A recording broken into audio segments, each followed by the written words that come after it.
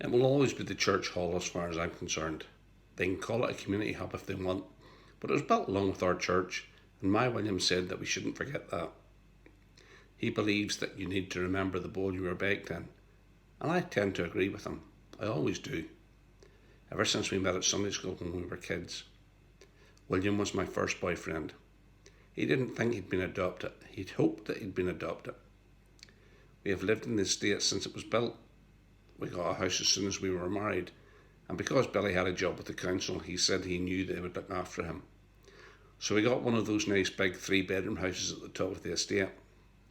We never really needed the third bedroom. Our daughter Carol was our only child. William always said you should try something at least once, and for me, once was enough. I said to Willie after Carl was born that I didn't like to be bothered much, and from then on, we limited our relations to once a week on a Sunday morning before church, with the blinds pulled, the lights off, and a wee towel down. It was a good towel too. I bought one, not one stolen from a bed and breakfast or anything. Aye, William is a good man. He's well thought of in the church, and that's important. He hopes one day to become an elder in the church. He's just the right light grey suit, and I crochet him a grey waistcoat to go with it. He would fit in well and make a good elder if it hadn't been for that misunderstanding with Eileen a few years back. I believed him when he said that he had just been holding his phone in his lap when he came out of the shower and didn't mean to send that picture to her.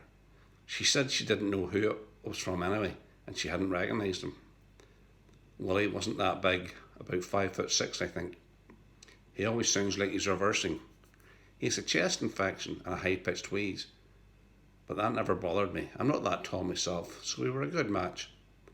A match made in heaven, we used to say, but never really understood what that meant, unless it meant we were a good God-fearing couple who knew how to behave.